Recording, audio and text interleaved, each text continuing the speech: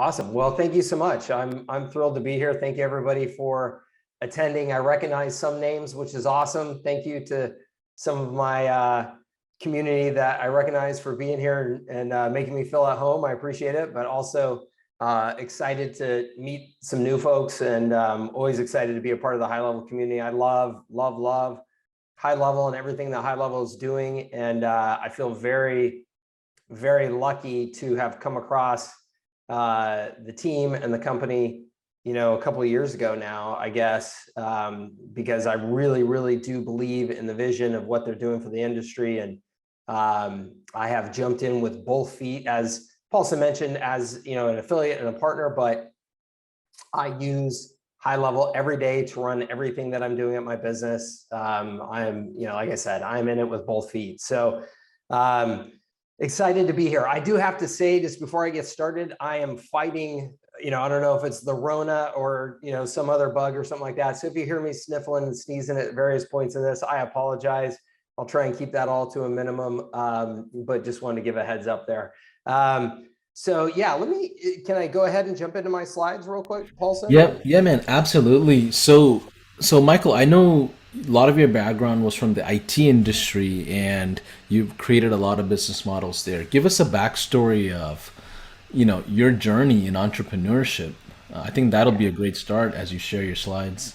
Yeah, definitely. Are you seeing my slides now? Yes, we are. If you Okay, want to cool. do present, yeah, Yeah, go ahead. cool. Yeah. Awesome. Yeah. So I'll just I'll keep this relatively brief, but I do think it's important. I know we did a little preview video and stuff, and I know some people got to watch that and others didn't. So I just want to make sure and give some context to what I'm going to share with you here over the next handful of days, because you guys are committing a good chunk of your time here, which I really, really appreciate. I want to make sure that uh, what I'm sharing with you is based in experience. And it's based in the reality of struggling initially as an entrepreneur to find my footing and sell in the small business community, and all of the lessons that I learned to then scale up after that initial struggle. So I have been selling to small businesses my whole career. I started, as Paulson said, in IT services. Okay, I caught the entrepreneurship bug. I moved out to Silicon Valley. That was during the first dot-com boom. That's how old I am. I'm an old guy around here. And when I moved out there, technology was just exploding, and I knew nothing about technology. I just knew that I caught the fever of whatever this entrepreneurship thing was, and I just wanted to be a part of it. And so I started just kind of throwing myself into things, and ended up very shortly after. It's kind of funny now to even think about it. It's like one of those things where as an entrepreneur, sometimes you have to be like just dumb enough to ignore kind of reality and just get going. And that's where I definitely was. I started an IT consulting firm, essentially, with a couple of other guys who knew some things about IT. And I was like, well, I can sell. I have a business degree, so I understand accounting. So I can do, I can do all that kind of stuff, right? And we'll just try and get this company going. Back then, businesses were spending a whole bunch of money on IT, but I did everything wrong. And there are so many lessons that I learned from that, because I did, I think, what a lot of agencies do, which is I went out and started billing my time, started looking for projects to do, and somebody would tell me they had a project where I could come in and set up all their computers. And I would think, oh man, I'm off to the races. Like, business is going to be good. I did not have a model for success. And I very quickly shut that business down and ended up going to business school, moved to Boston, went to business school. But I could not get the whole IT thing out of my head. And there was this, I could see this huge opportunity to help businesses with technology. I'm sure the way you guys can see this huge opportunity to help businesses with marketing. And I thought, all right, I'm just going to try it again. But I took all of these lessons that I had learned from my first failure and said, okay, I'm gonna try this in a totally different way. And the way that we did it, I now refer to, and you've probably heard of this phrase, productized services. So stop doing consulting, stop doing hourly, and started selling these preset packages of services that were recurring revenue. So, everything that we did had some sort of recurring revenue component to it. And you can see here the summary, which I'll get into some of the details here in a few minutes, but 3-time Inc. 5000 fastest growing company list, built up a great team, offices across the country, Boston, Denver, and Los Angeles. And then as Paulson mentioned, I sold that business successfully. And he mentioned that I have two exits. I just want to be totally transparent because this exit was a real exit. It was, millions of dollars and all that good stuff. I'm very proud of it. My other exit was a much smaller exit for a much smaller business that I had built kind of on the side. Nothing meaningful to speak of. So I just want to be transparent about that. Slightly before I had sold that business, I then saw the need because of customers coming to us and asking us for marketing help. I saw the need, okay, there's an opportunity to do this same thing in marketing. And so I started using all the lessons that I had developed at Everon. I started Cootenda as what I call a marketing systems provider. Okay, and that language, MSP or systems provider, is going to be very important in our conversation today, not an agency. Okay, and why do I say not an agency very specifically and emphasize that word? Again, because agencies are typically out doing custom work, project work, selling time, selling talent, doing management of campaigns and things like that. Again, we took the approach that we learned at Everon. We productized services and we said, here's exactly what we're going to do for you in this package for this price point. And because of the lessons I learned at Everon, we actually grew that business much quicker than even we did at Everon. We got to 6 figures a month in recurring revenue at that business just 6 months after starting it. And at 18 months after starting it, we were over $300,000 a month in recurring revenue. So it grew very, very quickly. That can be done selling marketing services to small businesses. We'll talk about that. And again, I like to be very transparent. That company unfortunately imploded due to a bad partnership decision. My partner, who actually, I shouldn't even say bad partnership decision. He was a great guy. I really like him and admire him. But he took on about $150 million in debt for another business he was involved in, and he defaulted on it. And the way that he had invested bought his shares in Cootenda when we started it, it ended up dragging the company down to a point where I could no longer control it and grow it. So very important lessons obviously come from that as an entrepreneur. One of the most important lessons for you guys is it took me about 3 years to wind Cootenda down because the recurring revenue was so sticky that I had customers just paying me every month for the next 3 years. And so it took me that time to shut it down because of the power of recurring revenue and some of the concepts that we're going to talk about here over these 4 days. ThereSanDiego.com is my current local marketing business. It's a media business. So it's kind of my most current approach to helping small businesses with marketing. And you are certainly welcome to go check that out as well. But so there's just some context, again, in terms of background, who I am, what I've done. And Paulson, I'm not too familiar with the format of this, but as far as I'm concerned, I'm totally fine with you, breaking in, asking any questions from the group, anything like that, making it as conversational as you want to. So just let me know. Yeah, absolutely. And for those of you, just to have some context, I've seen about 60, 70 people that jumped into the Zoom after I had mentioned this. If you go to the Zoom chat, you'll see that the Zoom chat is intentionally turned off. There is a link there that is the direct link to the actual Facebook streaming that goes into our Facebook group. I would love for you to put your questions there. And as Michael goes through a lot of the amazing content that he has planned out, I'm going to pay attention to your questions. If I feel like it's relevant and bring it up, I'll bring it up to the conversation, okay? So make sure you get your streaming ready so you're able to go through that and ask the right questions. So outside of that, go ahead, Michael. Awesome. Sounds good. Thank you. Let's see here. I have a blue slash on the screen. I think we might have drawing controls on for people, just so you know, FYI. There might be a way to turn that on. Turn that off. There we go. All right, cool. Agenda here, just over the next handful of days, just to let you know here. Today, I'm going to be focused on sales framework, okay? Nothing happens until somebody sells something, right? That is the phrase in business that is absolutely true. selling to small businesses is tough. You've got to be smart about it. And the framework that I'm going to share with you is the framework that I've used to now grow multiple companies and train a whole ton of other marketing service providers or agencies on how to sell. It's been a very, very successful framework for a handful of reasons that I'll share with you here in a few minutes. Day two, exactly how to determine then what to include in your SaaS packages. Okay, I know Paulson asked earlier who's interested in SaaS.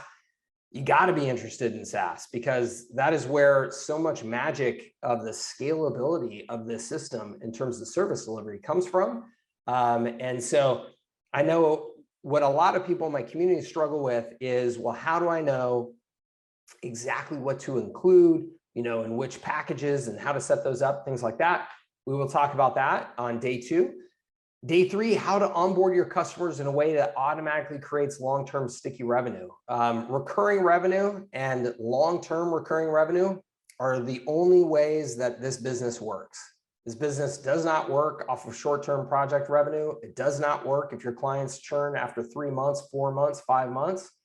You've got to have them longer. And the way that you bring a customer on is absolutely critical to setting that foundation so that they stick around for a long time. And then day four, the easiest way to sell both lower ticket recurring revenue that sticks and high ticket upfront cash at the same time. Okay.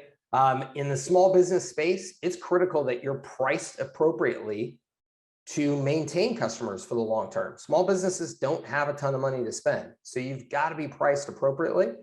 And so that's the long-term recurring portion of it. But I know many of you say, well, yeah, but Mike, I'd love to get something upfront to cover, some of my overhead, also to cover some of my sales and marketing costs. Totally get that. So we're going to talk about how we can structure our pitch and our packages to accomplish both and do it very, very naturally. Okay. So that's my agenda here over the 4 days. And like I said, I'm happy to, shuck and jive however I can to make it as valuable as possible for all you guys. 7 big promises. Okay, this sales system this sales system has been just absolute gold for me and for others over the years. And so I just want to stress how important it is. You can use this no matter what services you're selling. So some of you may be focused on certain types of services, others, trust me, it works. It works no matter what industry you are selling to. It shows you exactly what you should be selling to each customer, as I said, which we'll talk about tomorrow more. It positions you as an expert and a preferred person to work with, which is absolutely critical. Okay, I mean, I know if we're being honest out there, there's a lot of you that realize, hey, wait a minute, there's a lot of competition in this industry. They have access to the same tools. They have access to the same ability to outsource certain services, stuff like that. You've got to have a way to differentiate yourself so that you're not just selling commodity. Okay. It gives your prospects a lot of confidence in your knowledge and in your abilities, even if you don't have a ton of marketing background. And it differentiates you from the tools. What I mean by the tools, I'm not describing people as tools that are out there selling against you. What I'm describing is the really, really well-funded software platforms that are out there. Let's say the Bird Eye and things like that, that if you are out selling high level just directly as a tool in the marketplace, which is what many, many, many, many people I see in this space are doing, and it's a huge mistake. If you're just selling the tool, you are competing against the Bird Eyes and the Podiums and stuff directly, who have raised hundreds of millions of dollars. They're spending it all on sales and marketing, and you are going to have a very, very hard road ahead of you. Okay, I'm going to share with you exactly how to counter that, what to do instead. And it's easy to learn whether you're new or experienced in this business. This is critically important because when I built my business, I hired salespeople. I hired, 25-year-old, young, ambitious, men and women who had very, very little background in business, but they were hustlers. But the problem was when they would go and talk to a business owner, it was clear that they were not confident in any way that they knew what to talk about to position themselves as marketing advisors. So they were just coming across as salespeople. They were annoying the business owners they were talking to. And so I had to have a way to train them to have more strategic and quality conversations with their prospects so that they did come across as advisors and set the right positioning for our company so that we could ultimately bring those prospects on successfully. So it had to be very easy to learn. You don't have a ton of time to train, salespeople when you're sorry, I got some feedback over here, guys. Not sure what that is. Hold on one second. I don't see anything on my side. You don't hear any feedback with sound? Mm, Got some serious echoing and reverberation going on over here. can everyone just unmute themselves in case if you haven't? Well, I am not sure what that is. Hold on one second. I'm pressing it to see. Oh, there it is. There is. Yep, there it went. Okay, it's something. I think it's something actually on my end here. So let's see if there's. I'm gonna mute everybody once in case if I didn't Okay. somehow, and I'll turn yours back on, which I just did. All right. We'll figure this out. Sorry about that. Okay. Let's see here. Can I get a 1 in the streaming if you guys can hear our audio in the Facebook streaming? That is, give us a 1 if you're good on audio. Just a few technical things that we want to just navigate. Make sure this replay and recording and everything is great for the community. Okay, I think we're good, Michael. Okay, cool. I will keep on going here. Okay, a little more just on my background before we get into the meat of this here. Again, context, just because it is important to give the background of how I created what it is that I'm going to be sharing with you. First year in sales was not successful. Okay, I had actually brought on a couple of people onto my team. I had used my credit cards to do that, and we only sold $65,000 in our first year, which 3 full-time people getting after it is not a success. Especially this is in Boston, a very expensive city. What were the problems? The problems were customers were taking too long to buy, so the sales cycle was getting stretched out. They were beating me down on prices. So I was, commoditizing myself and how I was selling. They were beating me down on prices, and I did not know how to counter that.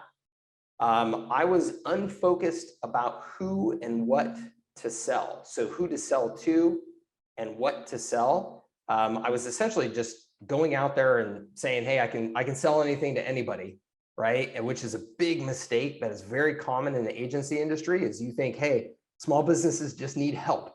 So I'm just going to go out there and sell help on the marketing front. Okay. Big disaster. Sold lots of one-off projects, but no recurring revenue.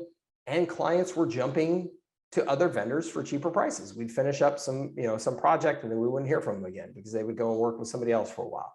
Okay. So I was in scramble mode and I was desperate for work. My guess is that some of this sounds familiar because I know from working with entrepreneurs in this space for a long time now that this is very common. I call it the SMB sales cycle of doom.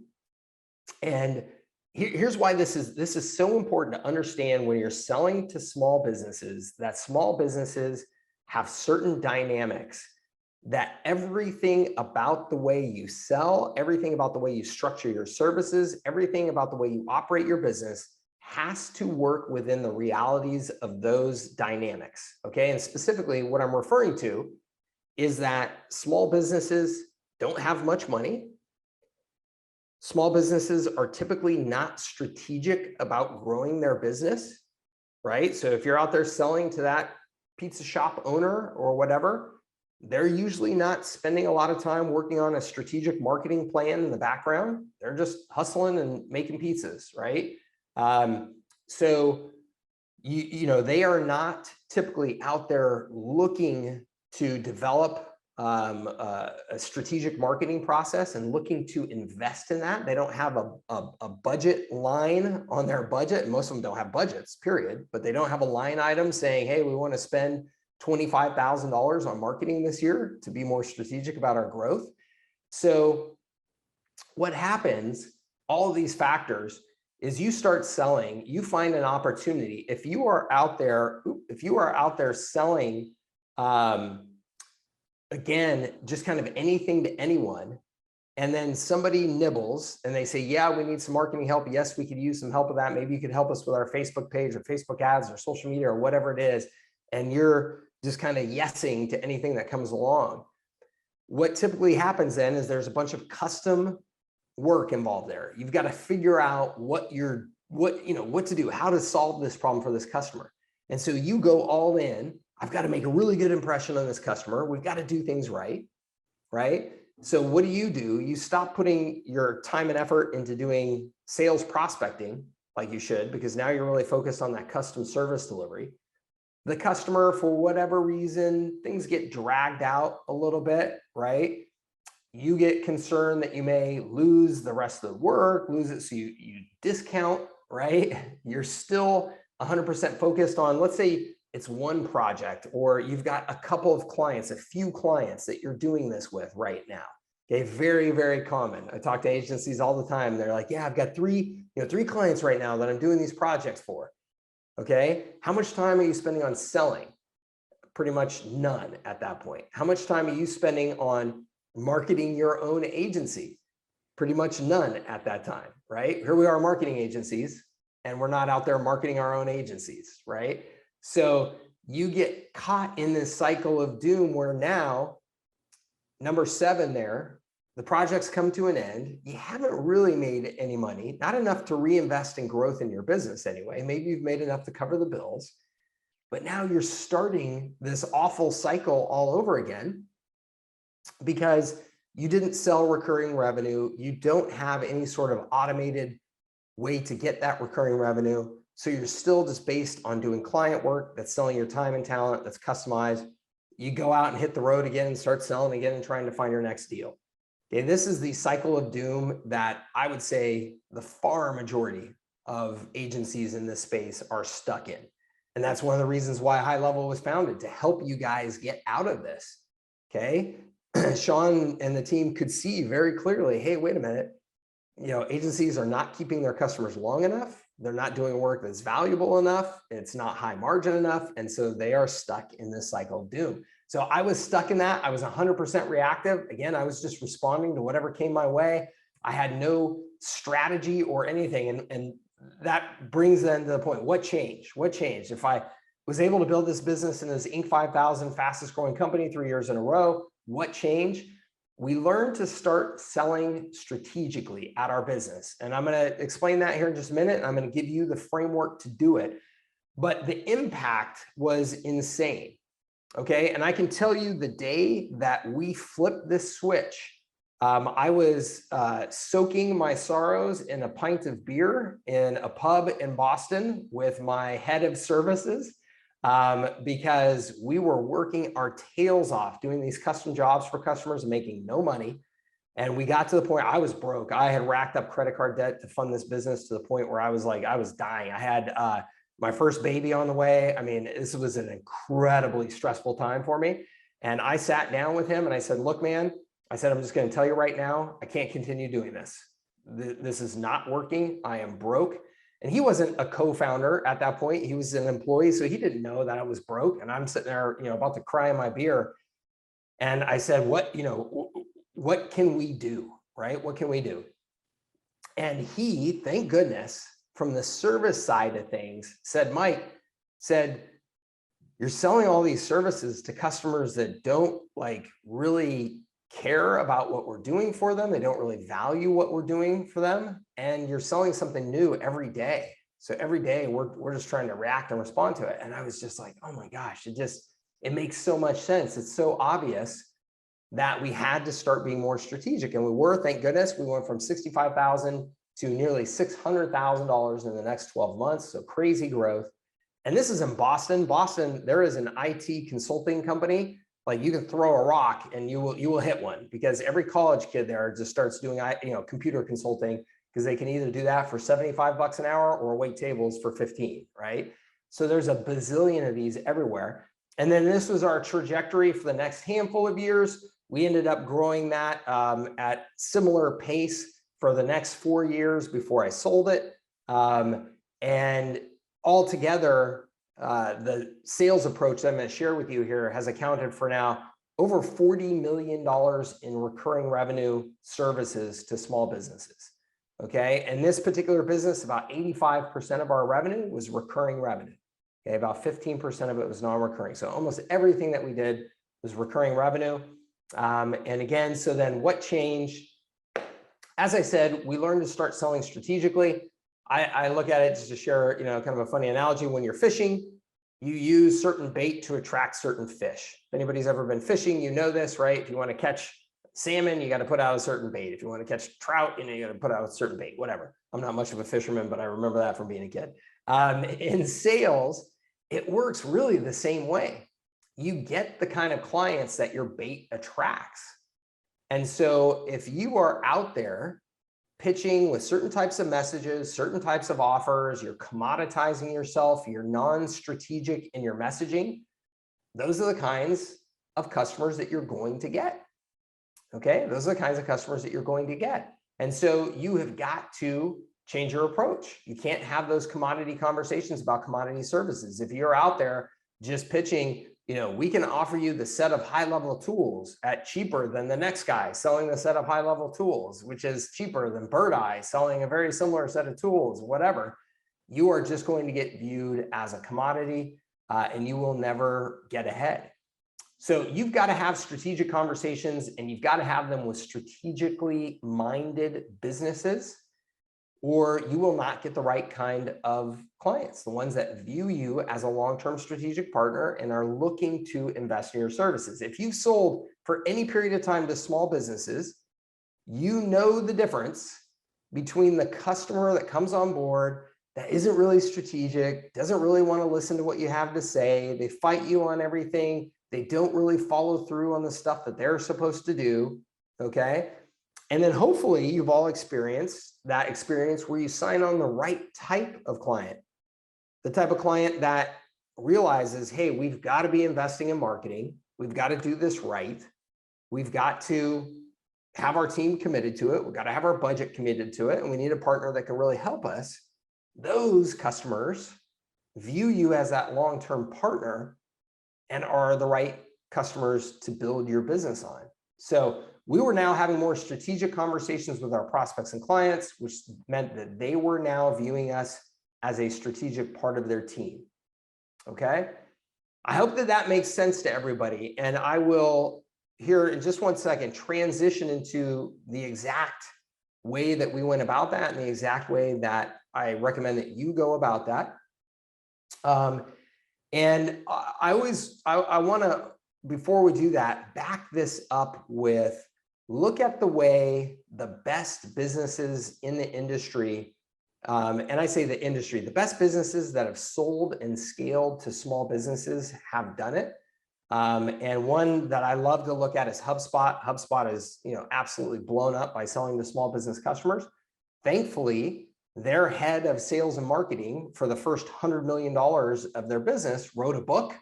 And it's a great book. And so you can get that on Amazon. His name is Mark Roberger, and you can read, the lessons of how they went about it. And the lessons are very much what I just went through with you right here, that you had to start selling strategically. You had to start positioning yourself not as a commodity, charging customers right, making sure that they were strategically committed to using your services and using your tools. And when you do that, everything changes. There are, I don't know how many small businesses there are in America now, just America alone, whatever it is, it's 35 million. I can tell you right now that a very, very large percentage of those are not the ideal customers. And we'll talk about that in just a minute, how you know the difference. Paulson, I see your hand raised. Yeah, so Michael, I always wonder, almost every year, myself, Sean, Chase, Robin, we average around 1,800 Zoom calls a year talking to our customer base. We believe it or not. Almost every one of them is the same conversation. We've seen this pattern happen. the point that you're making, for some reason, every time we make the same exact suggestions of focusing, having that strategic component to their business side, they don't adopt it, either lack of belief or lack of systems, or they operate from a desperate place when it comes to business, so they take on anything and everything, right? Yeah. So Michael, do you believe in the niching down concept, or do you feel like there needs to be some kind of a narrowing when it comes to their strategy as a whole when it comes to sales, or do you feel like you can keep it open and just get your model going? Where's your philosophy? Yeah. So what I teach is that you should niche down. And there are two primary kinds of niches that I suggest that people in this business approach their business with. One is an industry niche focus. The second is what I call a functional niche focus. Okay, an industry niche focus is what I think most of you are probably already familiar with. I am the marketing service provider for chiropractors. I am the marketing service provider for quick service restaurants. Okay, pretty much everybody's familiar with that. And I think most people have adopted that route, which is great. The other is a functional niche. There's lots and lots of opportunity out there to just be the reputation expert, just be the podcast editing expert for small businesses, right? So we can get your podcast edited and put up for you, make it sound professional, and do it much cheaper. And now you don't have to hire anybody on your team. A functional approach like that can cut across a lot of different industries, because a podcast episode is a podcast episode, generally speaking, right? So those are two ways to approach it, and you can't actually combine them, right? We are the reputation experts for lawyers, right? So you can do both. I do think it's critical, though, that you have a niche focus, because three critical reasons. One, it sharpens your marketing message, right? So you're speaking to somebody specifically.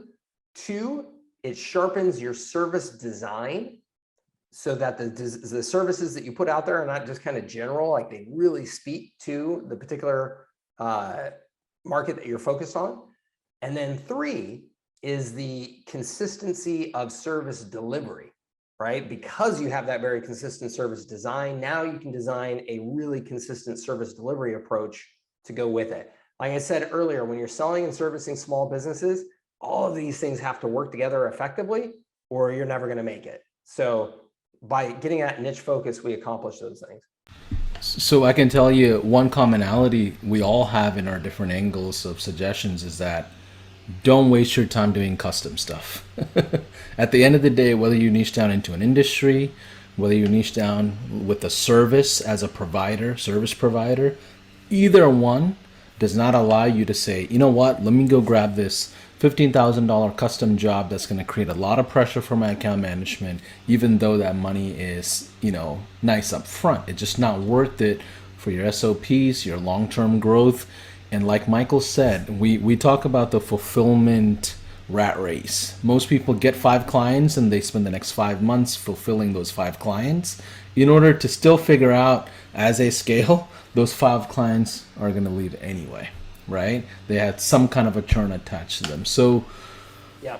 be And careful in how you're, strategizing your entryway to your sales side. Go ahead, Michael. yeah, I was just going to say, so not only is it wasting your time, as you said, doing that custom work, it's literally killing your business. You will not get off the sales cycle of doom selling to small businesses if you're doing custom work. And I can tell you my level of commitment to this and how we figured it out was at Everon, my IT services company. I declared to my company, we will not do any custom projects, period, unless it is for a customer that is already paying us for our recurring revenue management services. So I mentioned before that about 85% of our service of our revenue was recurring and 15% custom. And that's because of that rule. So I would no longer let my salespeople sell custom projects, which they thought was essentially that I had killed the business at that point when I made that decision. And I got to be honest with you, Paul, so when I did it, I thought I might be killing the business too, but I had no choice. I was so broke and doing what I was doing wasn't working. And so I just said, okay, the only way out of this that I can see is to build up my recurring revenue. We can't get recurring revenue because we aren't committed to it, because we keep wasting all of our time doing the custom stuff. So we never really build out this recurring revenue service design. And so I just said, look, I have nothing to lose. I'm going to go broke either way, right? So let's just do this. And it ended up changing our business, because when a salesperson can only sell recurring revenue, or when you give yourself the only option is to sell recurring revenue, guess what? You sell recurring revenue. You will sell recurring revenue. If you go to your customers and you say, oh, we can do this one-off project, or we can sign you up for recurring revenue, guess what? Your customers are going to say, we'll just do that one-off project with you here for now, right? That's just human nature. So lo and behold, when you sell people, when you pay salespeople only on recurring revenue, all they sell is recurring revenue. So that completely changed our business. And then Kutenda, we just didn't offer any custom work. There was no custom work. You were 100% a recurring revenue customer of ours. So 99.5% of our revenue at Kutenda was recurring revenue. Okay, so yeah, you have to be committed. You have to be committed. And I'll talk about how we structure that. All right, let's go ahead and jump into it then. So the first step in making all of this work, okay, is you have got to understand the different types of small business customers and who you are actually targeting, okay? There are tools buyers, there are systems buyers, excuse me, and there are agency buyers, okay? Tools buyers, you're all familiar with. We are all tools buyers. We are all small business owners that we sign up for Zoom, we sign up for, whatever, all these various tools. It's software, right?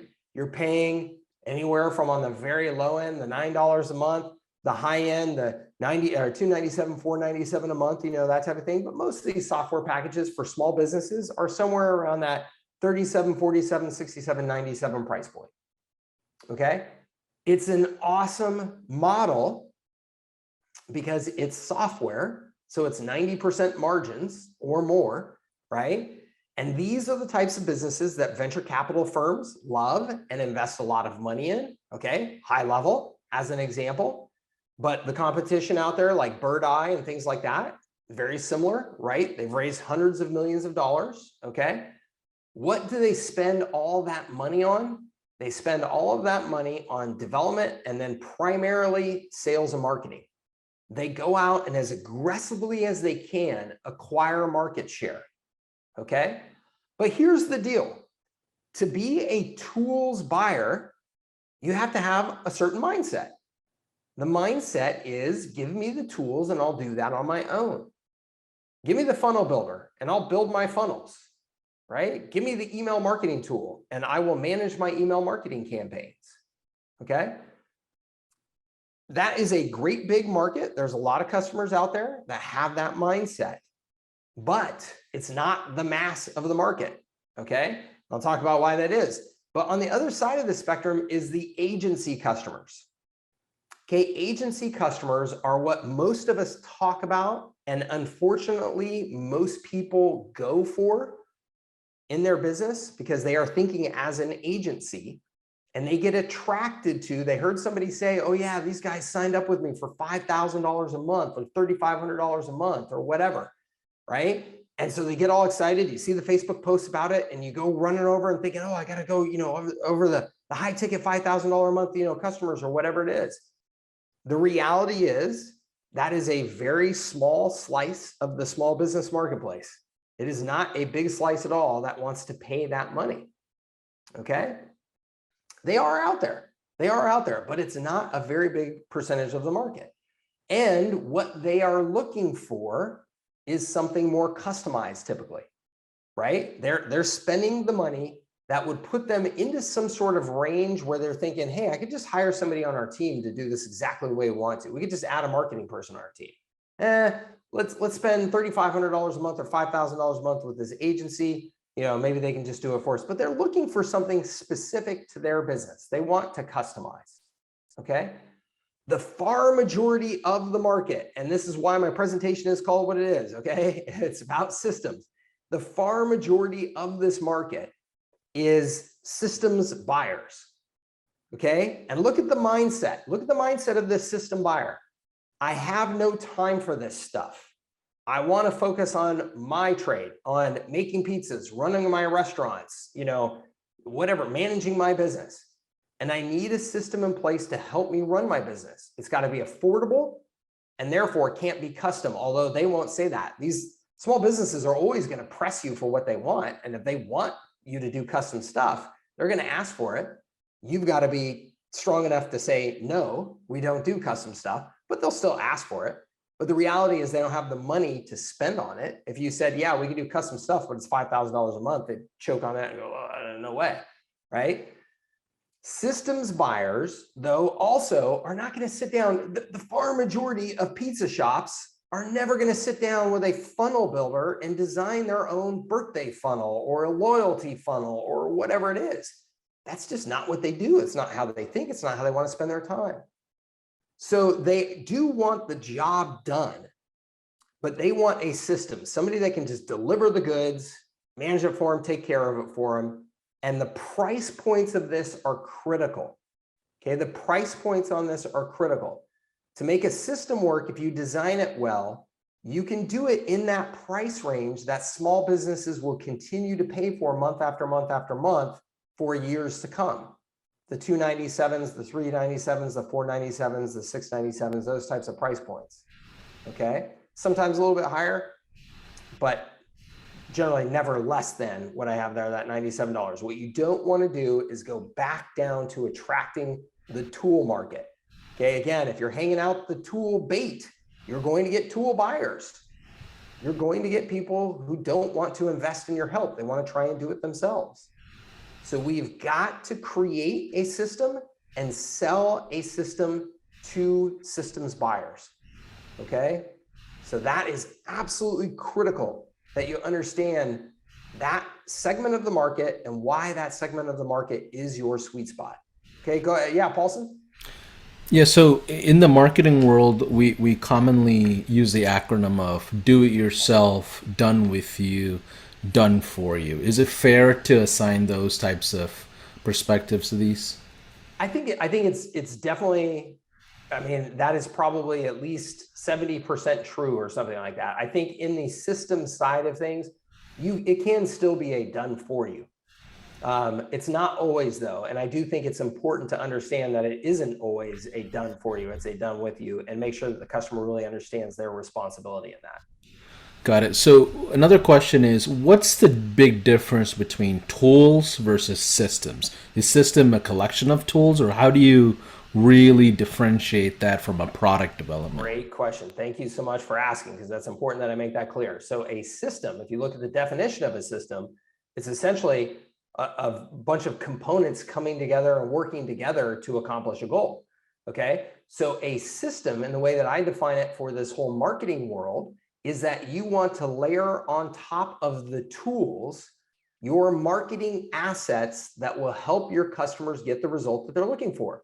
So if I'm selling to quick service restaurants and I know a birthday campaign works really well for them, I would create a birthday funnel, okay, and birthday follow-up sequences and automation based on their birthday and all that good stuff, so that I can then deliver that as part of my overall system. A tool, I would have just delivered a funnel builder. Right, here's your funnel builder, Mr. Restaurant Owner.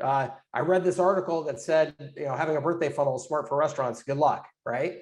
Versus a system, you are layering on the marketing assets. And this is why it's so important that you are niche focused, Paulson, is because you are developing marketing assets to solve particular problems for specific customers. And then the third layer on top of that, so we've got the tool, high level, right? We've got the high level tools providing this foundation of automation and scalability for us. We've got our marketing assets that we layer inside of there in our snapshot. And then we've got a layer of services on top of that, right? Those services, as we talked about earlier, could be pretty hands-on, like we're just going to manage the whole thing for you, or it's all done via automation or whatever. Or it could be kind of a mix of, hey, Mr. Customer, you've got to do certain things. We're going to do certain things, right? We're going to generate all these leads for you, but you got to do the follow-up, right? You got to be responsible for that part. We're not the follow-up people, okay? So depending on how you design your system will determine the level of service that goes in there. But that system is high level at the base, tools, it is assets in the middle layer, and then services on top. All right. Yeah, that's great feedback because when I look at the whole MSP model, and I know you're going to talk a lot about that, is that we at high level felt like agencies are the perfect bridge to implement a SaaS system. Honestly, we actually Absolutely. saw agencies do this without us. So, like in the beginning stages of high level, if you guys don't know this, there was a good amount of agencies that were just selling sub accounts. We had unlimited sub accounts, right? So what they would do is just go to the direct business owners and say, "Hey, I'm going to charge you $300 a month, and you're just going to get a full entire CRM system." And guess what? They're handling all the billing and everything all by themselves, and that's the beginning of SaaS mode. We said, you know what? We can help you handle the subscription and Yeah. all these different things. And if you haven't figured out just yet, guys, SaaS mode is a financial piece. We're simply just handling the financial components of subscriptions, automations, onboarding, creation of plans. But the business model is ancient. I'm telling you, this business Yeah. model of SaaS is vintage. It's been around for many, many years. Okay. So think through on who you're going to be in this marketplace as a marketing service provider that has the SaaS and system behind you. It's going to really elevate you and differentiate you in more beautiful ways than you think compared to the regular standard IT guy or the regular standard SaaS guy with just the tools. Okay, I just wanted to add that on because this is something that we recognized in the last many, many months as we rolled out SaaS. Go ahead, Yeah. Michael. That's I get awesome. excited. So yeah, no, that's awesome. So I want to stress when you hear me talking SaaS and you hear Paulson talking SaaS. So Paulson is talking software as a service, but he said there when you layer systems on. When I say SaaS, so the title of the presentation serves to SaaS or serves to system, I refer to it as systems as a service. Systems as a service. So to differentiate it, to make sure you understand, I am not referring to just offering the software. I am referring to offering a system that you have designed for the particular market that you're targeting. Okay, so to continue on this conversation, because I know we have just a little over half an hour left, I want to make sure I get through this. So to continue with this conversation, I want you guys to pretend along with me that we have designed a system for the independent restaurant owner. Okay, so we have designed a marketing system for the independent restaurant owner. We've said that is our niche. So it's not the big franchises that already have a bunch of stuff done for them at corporate. It's the husband and wife here in town that have 3 restaurants around town. They're trying to grow their empire. They're incredibly busy. They're underwater. They've got a good product, right? They create good food. They take care of their customers, but they really struggle from a marketing perspective and are trying to figure out how to scale that. If we were selling a system to that customer, we would not go in as an agency and say, hey, what is it that you need done? I mean, that restaurant owner would barely even know. I mean, they're not marketing experts. They don't even know what they need done. I don't know, make me show up and Yelp better or something like that. I don't know. Maybe we can do some Groupons together, whatever it is, right? So they don't even know all of the marketing opportunities that are available to them. So instead of going and asking them and trying to do custom work for them, I've got to take a system to them. So if I were designing a system for quick service restaurants, it would include things like birthday campaigns. I do some missed call text back to make sure that when people call our phones and we're too busy and the host or hostess doesn't pick up, that we still engage them in a conversation. I'd have some review capture and reputation stuff. I'd have some landing pages and funnels that were pre-built for them. I might pre-build some ad campaigns. I'd probably do some reactivation and resell stuff so that when people come in and we capture their names and emails and phone numbers and stuff, 3 months later, we can send them a little coupon and say, hey, we haven't seen you in a while. We'd love to have you back. Here's a free dessert on us type of thing. Those are all things that I would design and I would take to that customer. And I would say, I have designed the ideal marketing system for your business. We just got to turn it on for you. Okay. So I hope you can see the difference in approach. I am now taking this system to the marketplace and I call it the signature system because you are developing a system that is yours. So when I go out there and sell this, it's going to have a name to it, right? This is Mike's super duper restaurant growth marketing system. Guess what? Nobody else out there has Mike's super duper restaurant growth marketing system. right? It's got its own name. It's its own thing. I've got some marketing imagery to it, all that good stuff. Bird Eye doesn't have that, right? The other high-level sellers don't have that. The smart ones will create some sort of system and they'll call it their own system, but it's now harder for me to be compared to against other businesses just based on features and price point, because I have a unique thing. I have my signature system, okay? So now how are we going to go out and sell that? Okay, when you sell to a very large company, for anybody who's ever sold to a very large company has a buying process. Okay, this is why very large companies often make companies that want to sell to them do things like RFPs and stuff like that. If you've ever sold to Walmart, Walmart makes you come to their headquarters in Walmart. They put you in these little, what feel like prison block rooms. They're just like cinder block, very boring rooms with a very plain table in there. A buyer comes in, you have to present your presentation with a very specific format with very specific metrics. And then that buyer says, yeah, we'll do a small purchase. This is how much, this is when we need the product, blah, blah, blah. And you either meet their terms or you don't. They have a buying process. Small businesses don't have a buying process. 99% of small businesses that you're talking to don't even have a marketing budget. They don't have a budget. They don't have a marketing budget. They have not strategically planned something for the year ahead. So we have to take ownership by having a sales process. Okay, I talked about earlier, we have to manage everything that we're doing with small businesses to make sure we're getting the result we want as quickly as we want at a low cost, because they can't pay a ton of money. So you've got to have a sales conversation structure that you lead every conversation through. If you haven't had any formalized sales training, you're at a huge disadvantage. And this is, I've received all kinds of formalized sales training, and I've given all kinds of formalized sales training. This is what I consider the perfect conversation framework. And if I'm going to sit down with a business owner to sell them on anything, this is the exact framework I'm going to follow. You guys are probably familiar with the concepts of it. It's not incredibly unique, right? Bonding a rapport. Hey, PR, it's nice to meet you. Great. How you doing? Great. Good. Good. Awesome. The Padres start up this week. You going? No. Okay, good. Great. Let's talk some business. Okay. Upfront contracts, something that I learned from Sandler selling. Upfront contracts are establishing some rules of the game before you ever go through this conversation. Let me give you a couple of examples. Hey, PR, I know we're just getting to know each other and stuff like that, and you've probably dealt with a lot of salespeople in your time. I am not a salesperson. I'm a marketing strategist, representing such and such company. I have no interest in pressuring you to do work for us if it's not a good fit. And so you can relax. Don't worry. I'm not going to try to sell you anything that's not good for you.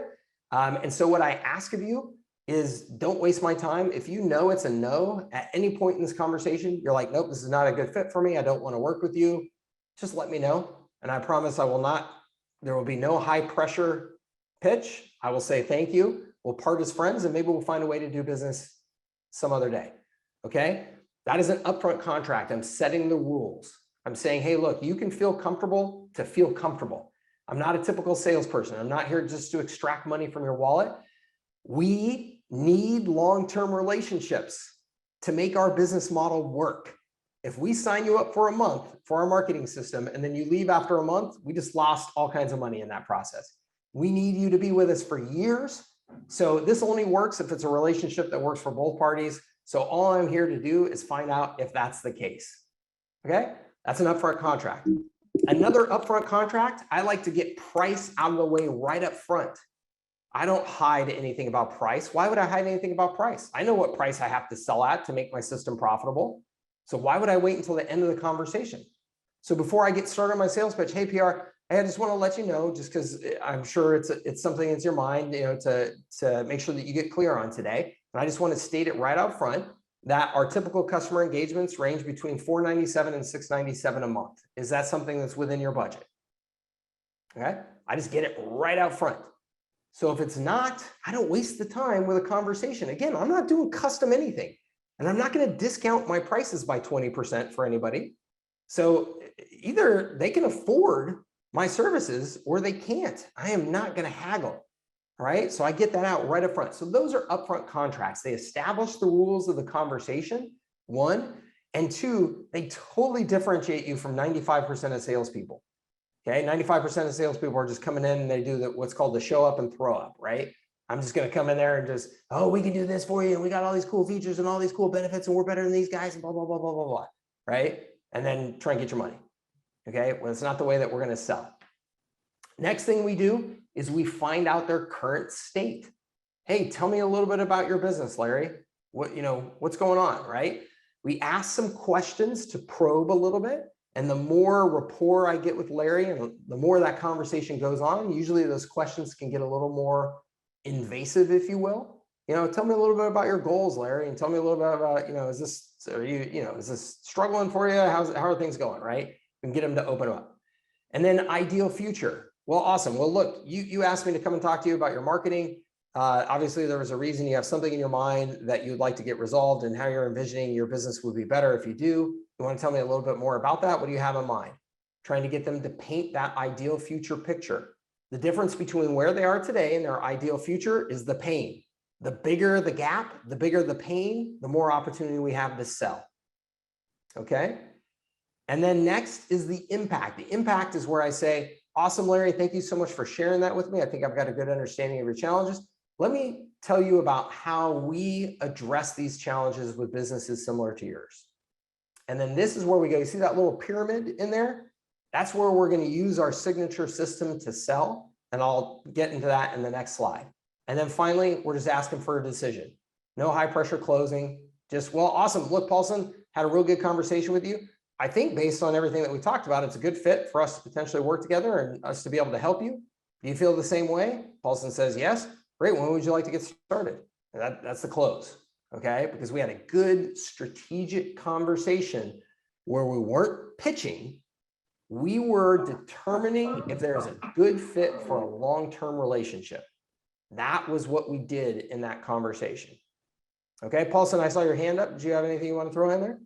Yeah, I was gonna also just add some context to the environment of. Hold on, let me mute this person or kick him out. Actually, so the environment of sales training, right? In today's marketing oriented or our industry, for example, the type of training that we received from most coaches, sales training companies, everywhere that you see, is typically around high ticket selling, right? It's like you're selling 2 call closes, 1 call closes. They're primed for like a 5K, 10K, 15K, 30K, 40K type of tickets. In SaaS, it's a different mentality.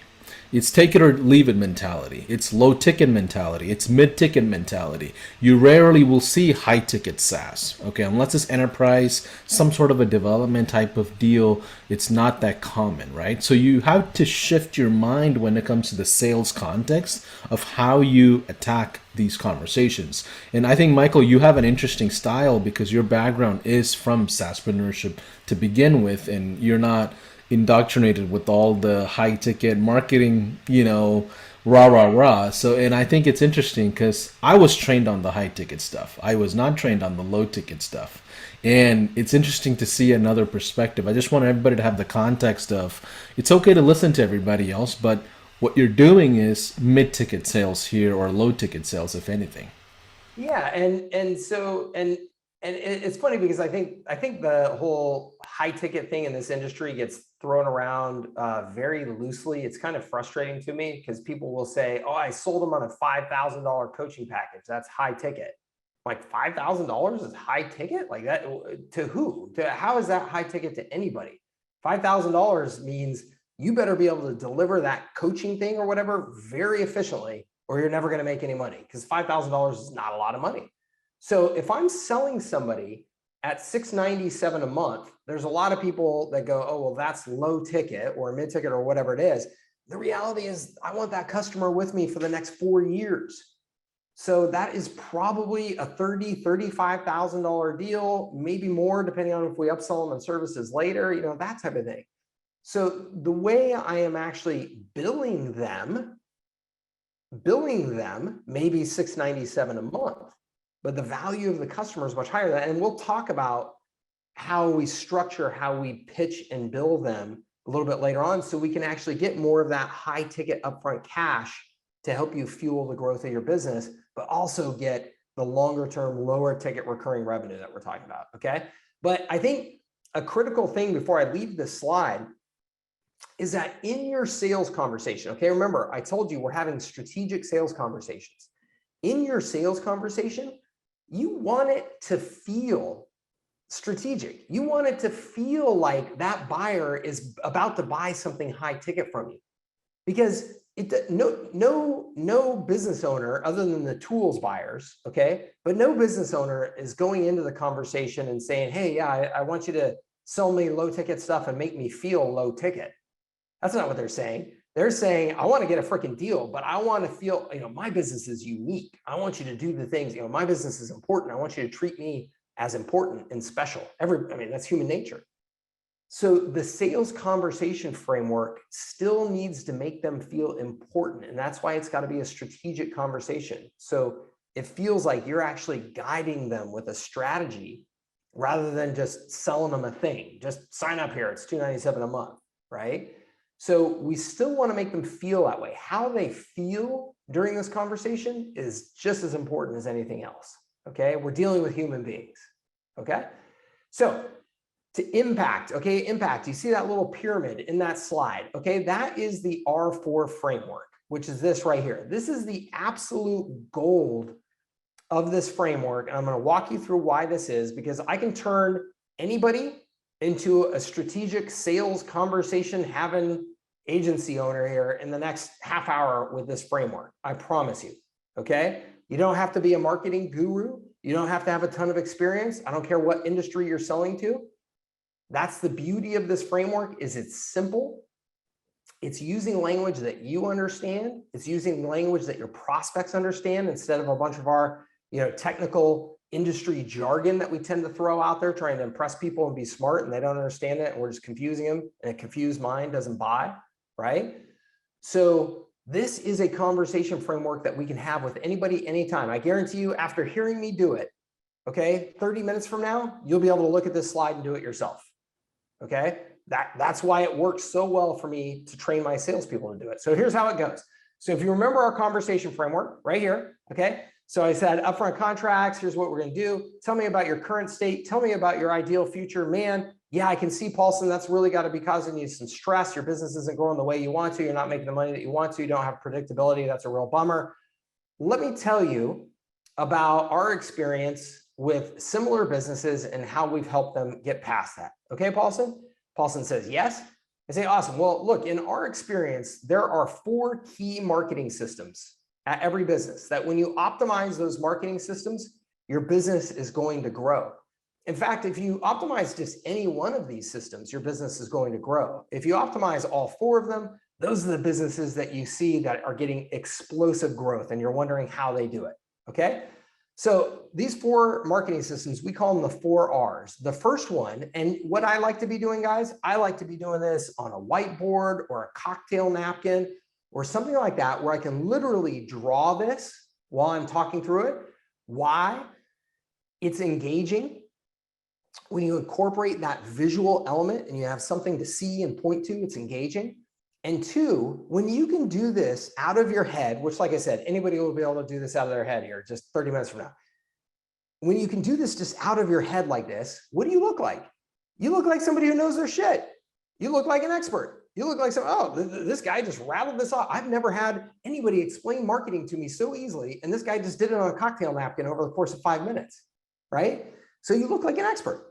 So I draw up the pyramid. We say there's 4 levels to this pyramid, each representing the 4 marketing systems. The base of the pyramid is reputation. I don't need to tell you, Paulson, that your reputation is everything in your business. You know that. You work very hard to make sure that your reputation of delivering, the best pizza in town and having the best service and clean bathrooms and all that stuff, you know how important that is. And you know how important it is that your reputation is also represented out to the world effectively. Right? With online reviews or articles or, the videos that influencers are making on Instagram about your pizza, those things all impact your reputation. Okay. So we have got to develop the key marketing systems to build and protect our reputation. And Paulson, it's not just things like reviews. Those are the things that everybody's aware of course, but the reality is in today's world, how fast your website loads impacts your reputation. If your website is optimized for mobile, it impacts your reputation. If somebody calls you and they can't get a hold of you and then nobody calls them back right away, that impacts your reputation, right? So there are all kinds of things that go into your reputation. It is the foundation, because the reality is it doesn't matter any other marketing that you do in these other levels that I'm going to share with you. If your reputation stinks, it's not really going to have the impact that you want, right? You're not going to grow. All we're going to be doing is spreading your bad reputation even faster, okay? So every small business understands what you just said, okay? And that's critical. There was no jargon. There was no nothing there, right? Every small business owner nods their head yes and goes, yep, I get that. And as we all know in selling, right, getting some momentum of people acknowledging, yeah, I get this, I understand what you're saying, yes, yes, yes, helps to close a deal, right? So they get that. Awesome, Paulson. The next R up on this pyramid is resell. Okay, you know how hard it is and how expensive it is to get a new customer into your business for the first time. The reality is, in almost all businesses, that first transaction that you have with a customer isn't actually profitable.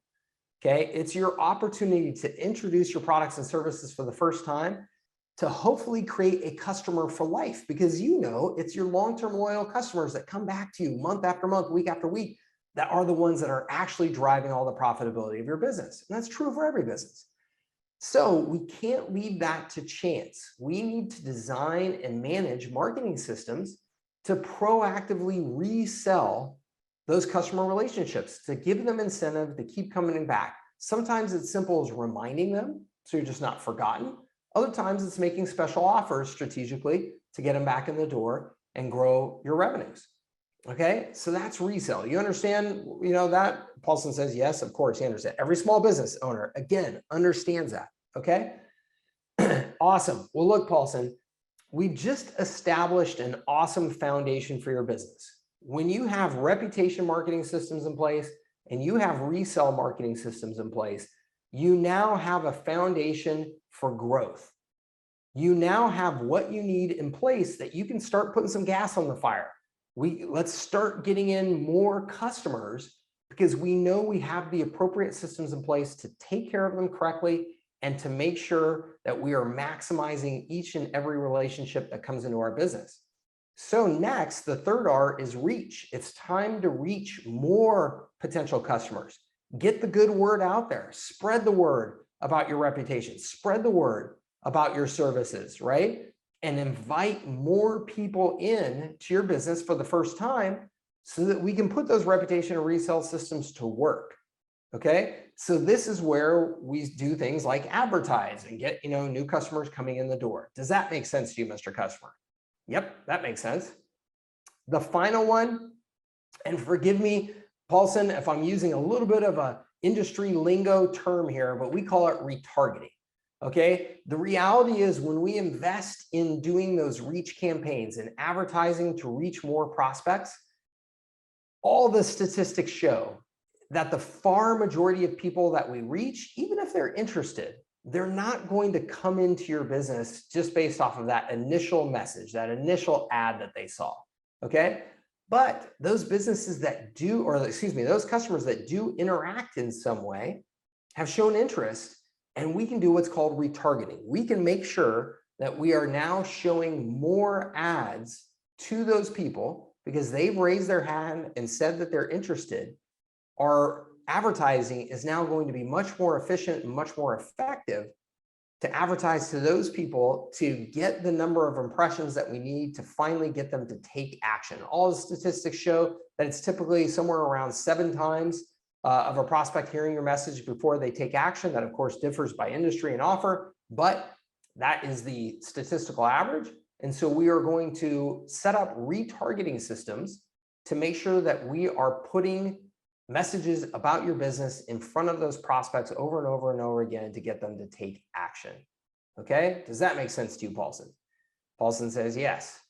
Awesome. Well, Paulson, those are the 4 R's: reputation, resell, reach, and referral. I'm sure you can understand that if you were to optimize any of those systems at your business, you would see more growth. And I'm sure that you understand that if you optimized all of those systems at your business, you would be really set up to grow very quickly at your business. Would you agree with that? Paulson goes, yes. How many of those systems do you feel like you're optimizing right now, Paulson? Okay, there's the big, question right there, right? And in almost every single case, the business owner is going to go, none of them, to be honest with you. Yeah, that's what we find. That's pretty common. Sometimes we will find somebody doing really well with one, but then completely neglecting the other three and not having a strategy for the other three. So don't feel too bad, Paulson. It's super, super common. And that's why we help people do what we do. Okay. That framework, that conversation, I just got a business owner to say yes, yes, yes, yes. I just gave them some insights and a simple way to think about how they should strategically approach marketing their business that I guarantee you is simpler and more effective than probably any marketing training that any small business has heard. Okay. I don't think there's any small business out there that you'll talk to that will go, oh, actually, I think I had an easier way of understanding marketing and growth for my business. It's just super simple. Again, I guarantee you, any of you who listen to this can repeat this 30 minutes from now just by looking at that thing and have that conversation with your prospects. Any industry, it works. Go ahead, Paulson.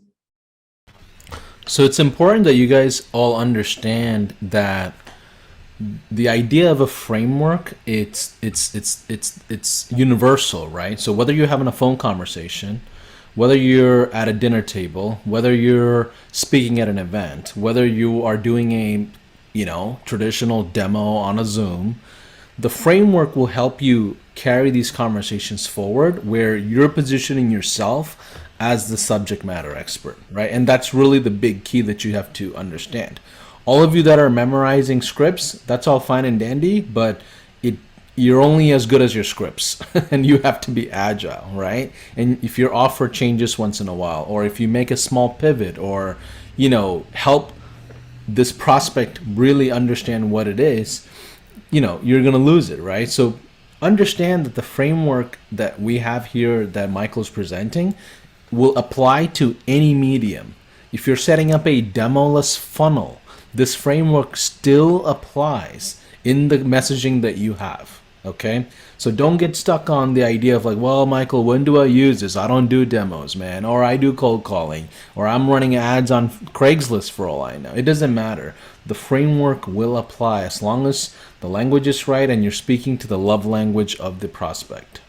That's absolutely correct. And that this framework is the foundation of everything that we do to market services. So we have a webinar that's taking people through the R4. We have blog posts taking people through the R4. We have a short book that we can mail out and put people's hands, taking people through the R4. Everything is R4. The email sequences that we send following up are R4.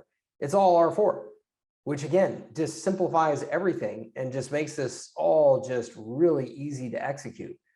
But again, the key thing that Paulson said there as well is that this is positioning you as that expert, as that strategic guide. Okay. I am no longer just reacting to whatever the small business is throwing at me and saying, oh yeah, we need this and we need that. And here's our problems, right? I am now guiding them. I have now turned the table and I have said, look, this is how you solve your problems. This is how you create marketing systems for growth at your business. And I am now in the position of the guide. And of course, there's only really a couple of outcomes that could possibly come from this conversation, right? Either Paulson goes, nah, you're full of it. No, none of this makes sense to me at all. I'm out of here. Okay. Super unlikely. Or Paulson says, yeah, that all makes sense. So, what do we do about this? Like, how do we get this done? Right. That it just sets up the next, okay, well, so how do you help me with this? Okay. And that is tomorrow's training. Okay. Is how do you take this framework then? Because I told you, I can use this framework to sell to any business. And I don't care how you think your service packages could be structured or whatever. I can use this framework to sell. And then tomorrow I will show you how I can use this same framework to design the services that I will deliver to my customer, price points, all that good stuff. Not to say that you have to do it exactly the way that I'm going to show you tomorrow. I'm just telling you that if you are still trying to figure out, geez, how should I package my services? What things should I include and why and all that type of stuff? I will show you exactly how you can take this framework and use that to determine your service packages and what are included in it in tomorrow's conversation. Okay. So that is the R4 framework. Like I said, man, it has been used so successfully now in so many different situations by different agencies, and people use it. I've got pictures of people using it to present in front of rooms full of hundreds of people, and then people using it as a direct mail piece to send out in that little book as well. So it is a universal framework that applies to any industry, any services that you're selling. All right. Any questions, Paulson? Any questions I can answer? Field from people to help make sure that it's all clear and good. Yeah, what we can do is a quick Q&A if you're ready for it, or if you have a few more things. Okay, cool. If you're ready for it, guys, here's what I would love for you to do.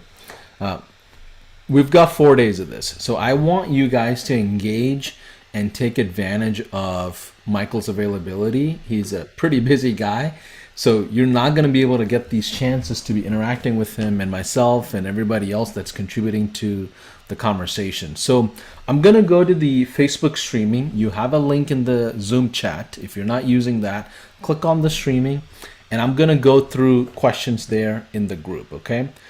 First thing, one thing that I know, Michael, that you didn't get a chance to elaborate on is these framework came from Michael building his own sales teams. This is not just from Michael selling with Michael's style, okay? That's something that I already know about Michael. He's built, pretty decent sized sales teams. Do you want to provide some context to that of how you've implemented it with your sales teams?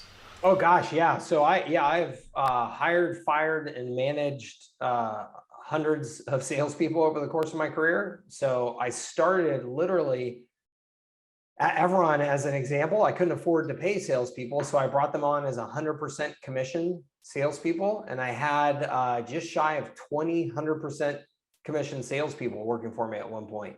And so when I brought them on board, we put together a full, sales training package and all that type of stuff based around, frameworks. And in the IT services space, obviously it wasn't reputation, resell, reach, and retarget, because we had to do things. We actually had a 3M model there, monitor, maintain, and manage. So we do the exact same thing, just in different industry. And then at Kutenda, I ended up, let's see here, I think like 8 salespeople at any one time. And I'd say probably the most steady state at that business, I was at like 4. But the critical thing about salespeople is they're super expensive. And so if you're going to bring them on board, you need them to be productive, and you need them in a business like ours. Again, they can't just sell. They have to sell and successfully set up the relationship. If all you do is sell, but you have set all the wrong expectations and said whatever you need to say just to close the deal, which is what a lot of salespeople do, especially when they're selling products, right? Then you've failed. When you hand that over to the service team, that customer is already set to churn, right? And so I had to teach the salespeople how to sell in a way that was scalable, that positioned them properly, positioned our services properly, so that we could have that relationship success. That was absolutely critical. Yeah, I thought it was really important that we, clarified that this is not just from your own style, right? It is from hundreds and hundreds of sales teams, members that have built and ironed out different things. I've got the first question. Don Franklin, I appreciate your question. You always have great questions, man. He goes, how do you complicate being a partner, quote unquote, without being a consultant, quote unquote, it seems like a conflict. Okay. And how is a marketing systems provider a partner versus not a consultant?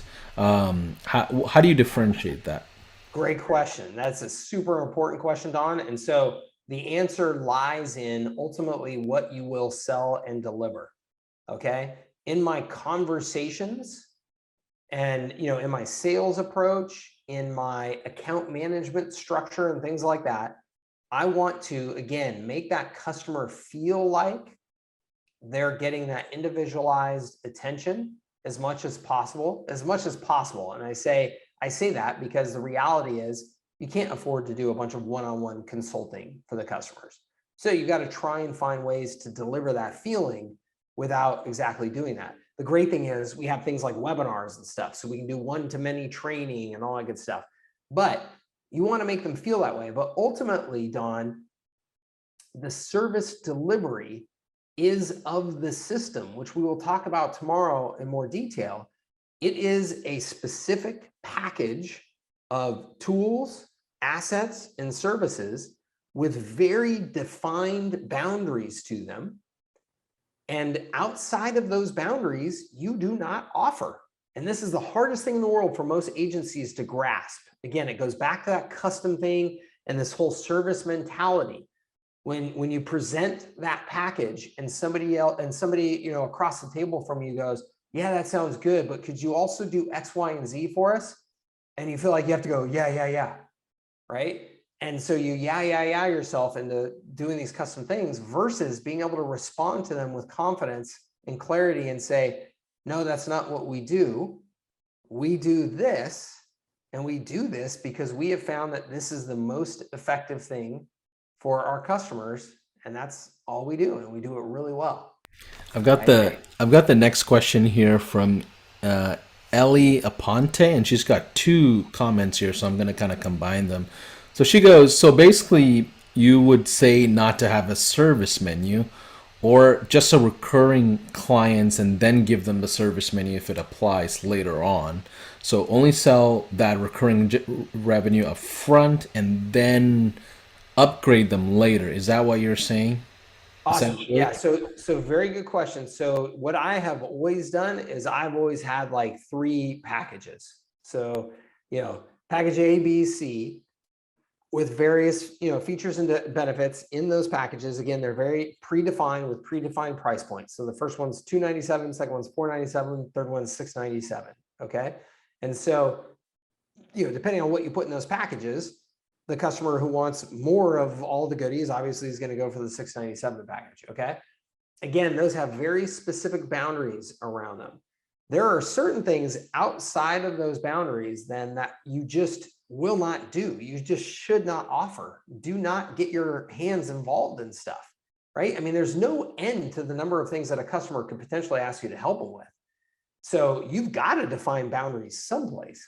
What I'm telling you is that you should probably define them much more tightly than you are used to.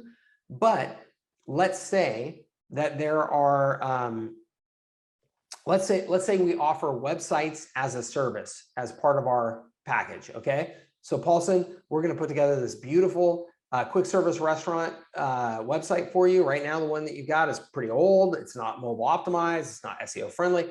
We're going to put together this new website for you. We're going to host it for you. We're going to include your missed call text back on there, your web chat on there. We're going to make sure your lead magnet forms are on there. We're going to do all the integrated with your funnels. Boom. You're going to love this new site.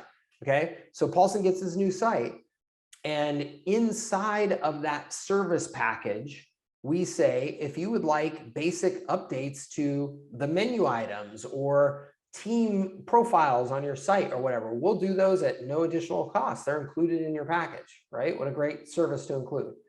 But Paulson may contact us and say, hey guys, I'd like another page on the site, something totally different, yada, yada. I want to put some of these things on there.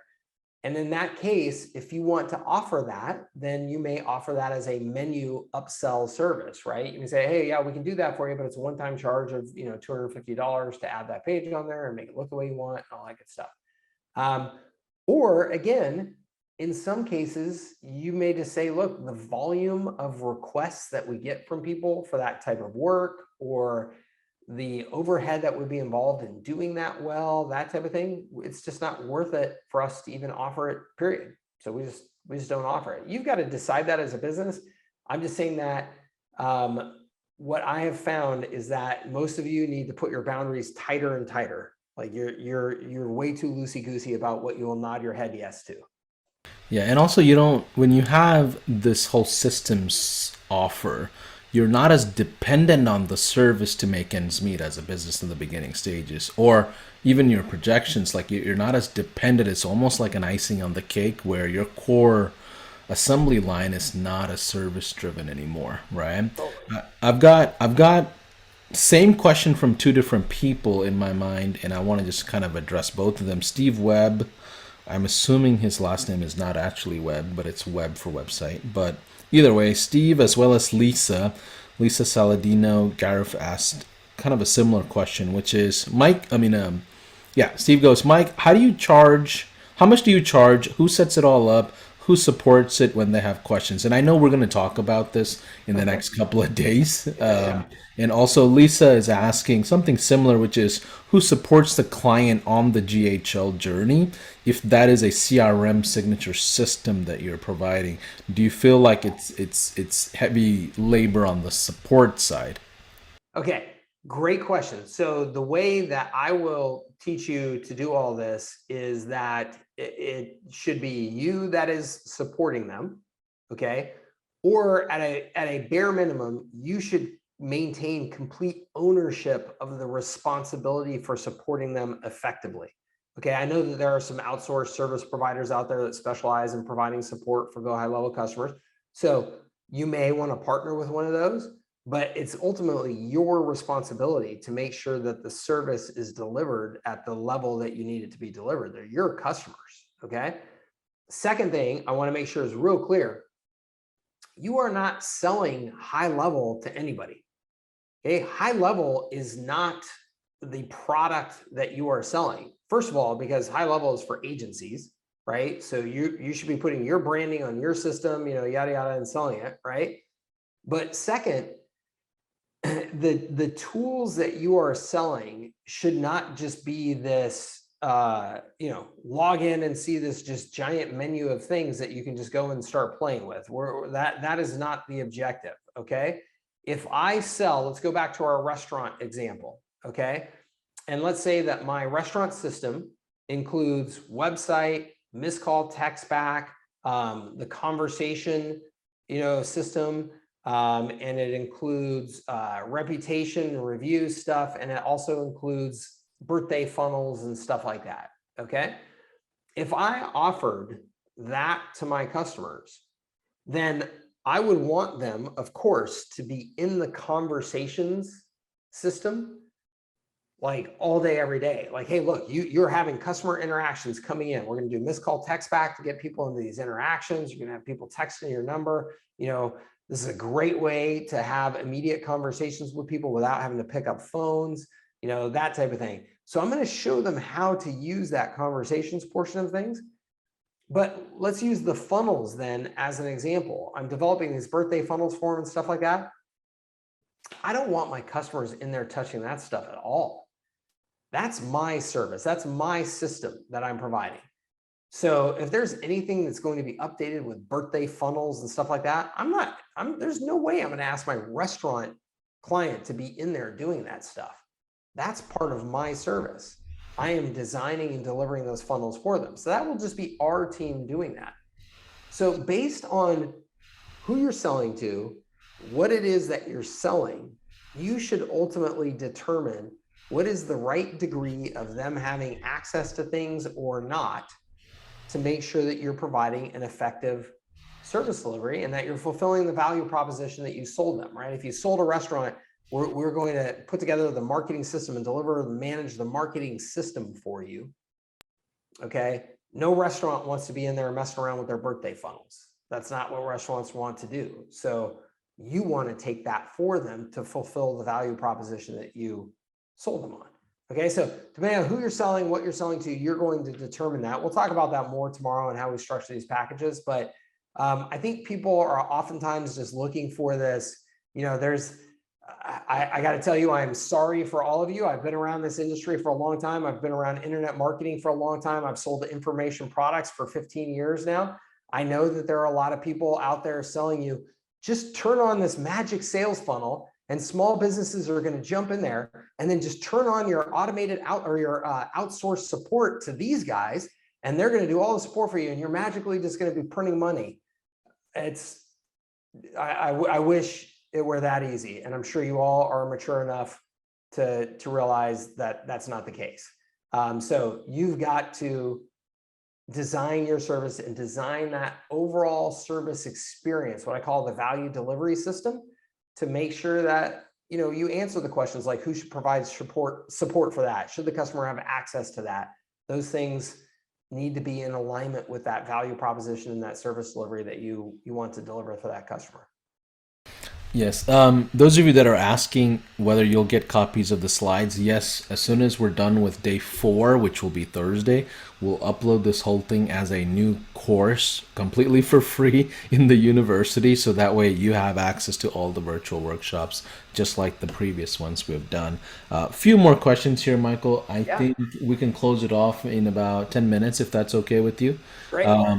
I'm gonna ask everybody that jumped into the Zoom, if you want to unmute yourself and ask some questions, let's do that. We'll just click on the reactions and raise hands, and we'll go over that. Fareed Khan, if you want to turn your cameras on, if you don't mind, so we can see you and interact with you. Yeah, let me turn the light on then. Hey, how you doing? How you doing, guys? All right. First of all, Michael, nice content. Appreciate it. And Paulson, I love these sessions you guys do. They're good stuff. And Michael, so my target niche is also MSP, managed service providers. Yeah. And I'm trying to figure out what, I guess, portions of the Go High Level I should include or as a package system. Obviously, like the lunch and learn, the QBR or like get-togethers that MSPs do. I want to include some of those setups in there. Yeah. But if you were to target, I guess, MSPs today, how would you, or what would you include? What would you set up? And I had one for Paulson, I'll mute myself, is pitch decks. I cannot find Go High Level pitch decks or templates of all the features that Go High Level has. Are there any pitch decks out there where you guys are going to be coming up with some templates, in the future, maybe? Yeah, the biggest trouble we have is new features come out every 72 hours, so it's hard to keep up with all that. We do have a help desk, so if you go to the help desk, you can see a lot of the old pitch decks. But if you go to gohighlevel.com/education, it's the first ever education hub that we just recently created. Literally has been live for maybe less than a week.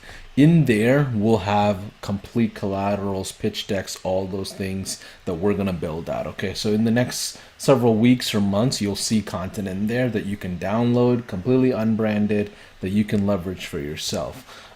Let's go ahead and go back to Michael and addressing that first question. Yeah, so that's cool, Fareed. So it's been a long time since I've been in the MSP world. So I'm sure, things have changed there in terms of the maturity of some of the marketing in that field and what options are available to them. But let me just, spitball it and give it a shot here. So one, I think I would still include websites. I would definitely include some lead generation funnels that I've built for them and things like you said, lunch and learn. So lunch and learn funnels, webinar funnels, things like that, and all of the follow-up sequences that would go along with those. I would definitely set up, missed call text back and the whole conversations tab. A lot of those, MSPs should be now like less out on the road and more working from a centralized place, doing things via remote control. That's what we did at Everon. But I imagine still a lot of them are out on the road, driving around and stuff. So what they do on their cell phone, so giving them access to those conversation tabs and all that type of stuff inside of, on their app, I think would be a very big deal. Reputation, definitely can be very important in that industry. So you're just trying to think of, Also, and then, you know, depending on where you wanted to take it, Fareed. So, you know, what I have found is that most of them are horrible at any sort of content marketing. You know, so anything to do with content marketing, social presence. You know, what we did for them at the time with Kutenda is we did a new blog post every week, social posts every day, multiple social posts every single day. And taught them how to use that content, you know, as part of their overall sales process. So, you know, I think all of those things still apply to that industry, if I'm not mistaken. my recommendation always is start a beta, man. I mean, do a 5-user beta where you're just simply just inviting them and say, hey, I want to build a system with you, for your industry. I'm a brand new business owner. And you can turn those 5 into affiliates later on or business partners later on. I mean, don't be afraid to just throw in a beta, especially in uncharted territories that you've never been in, or I'm not, you know, just in general. So anytime I want to go into new, that's what I did in the automotive space in 2020 when I had my third agency. Had no clue what they were doing. They're working under trucks, putting together lift kits. Like, that's not a world that I even live in, right? So you had to jump in a quick beta with them, 5, 10 people, maybe invite them into a challenge or some kind and start talking to them, figure out what their operations look like. So worst case scenario, you know, the market is not going to be wrong, right? They're not going to be wrong in what they want, in how they're going to operate. Then you can figure out your sales component. And Michael's suggestions are all valid as well. Of, you know, that's a vintage industry that's trying to transition and catch up to the digital side, right? Hopefully that helps. I was just to add that real quick, Fareed. Doing regular newsletters on their behalf is a huge opportunity, and then doing regular just kind of re-engagement prospecting campaigns with them is a huge opportunity. So one of the most successful things that we did in that industry was that we would just, hey, Fareed, on Tuesday at 1 o'clock, we're going to send out an email to all of your prospects saying, hey, Mike, do you have time for a quick call? Something's come up that I wanted to share with you. And that was it. And then leave, you know, and have your phone number in the email. And it was so funny because the first time we did it, we got all these MSPs calling our office and yelling at us. What are you doing? I've got all these people calling us and we don't know what the hell, you know, to do with them. And we're like, those are prospects picking up the phone and calling you. So we literally had to script out, here's exactly how you're going to respond when we send out this email, because we were generating so many conversations for them because they just don't do any follow-up at all. They're not doing any marketing, right? So just follow-up sequences like that, you know, some sort of re-engagement, reactivation campaigns type of thing was very successful for us. Thank you, Michael. Yeah, good stuff. You bet. Thank you. Well, let's go with Daniel. How are you, Daniel? What's going on? I haven't talked to you in a while. Oh, unmute. Hey, Paulson, thank you for having this show, man. Learn a lot. Question. So I've been, you know, busy working. So I got like 20. I think this month we got 20 SaaS client, 497. Nice. We started selling about a month ago, and you know, read out the sales book. So question for you, Mike, is now I'm kind of phasing out the sales call because I'm just, you know, I gotta hire somebody and I better start now. So if we're selling a $497 per month program, I'm sorry, not program, a SaaS, how do I attract sales talent and how do I incentivize them? Because it's only $497, so 10% commission only doesn't make sense. Yeah, no, absolutely. It wouldn't make sense. Yeah. So with compensating salespeople, what I found is a couple of things. One, almost every salesperson has in their mind 6 figures. That's just kind of the magic number. I got to make 6 figures. So you need to build a model, just good old Google Sheets or Excel spreadsheet, where you model out, here's how somebody gets to 6 figures and make it realistic that they can do it. And I would want to have a model that would show by the end of year 1 that they can see on a monthly basis, oh, okay, I'm there. So maybe I didn't make 6 figures in my first year, but by the end of the year, I'm at like 8,000 a month. And so next year it's like, okay, I should have, 6 figures in the bag, right?